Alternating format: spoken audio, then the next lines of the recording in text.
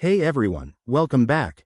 If you're here, you're probably staring at that frustrating E14 error code on your Bosch dishwasher and wondering what's going on. Don't worry. I'm going to walk you through everything you need to know, from what it means to how to fix it step by step. This is for 2025 models, but the basics apply to most recent ones. Let's dive in. First off, what does the E14 error code mean? In Bosch dishwashers, E14 typically indicates a problem with the water inlet system. Essentially, your dishwasher isn't getting the water it needs to fill up properly. This could be due to a few common causes, like a blocked inlet filter, issues with your home's water supply, or even a faulty inlet valve. It's not uncommon, especially if you have hard water or haven't cleaned your machine in a while.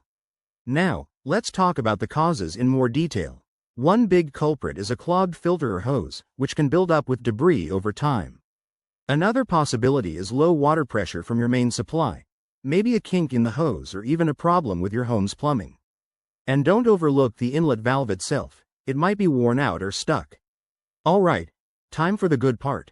Solutions. Start by checking your water supply. Make sure the dishwasher is properly connected to the faucet and that the water is turned on. Next, unplug the dishwasher for about 5 minutes to reset it. This simple trick fixes minor glitches. If that doesn't work, inspect and clean the inlet filter. You'll find it at the bottom of your dishwasher.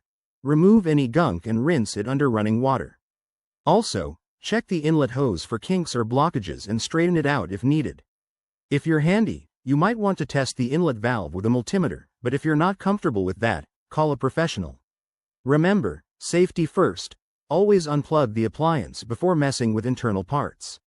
If none of these steps work, it might be a more serious issue, so reach out to Bosch support or a certified technician.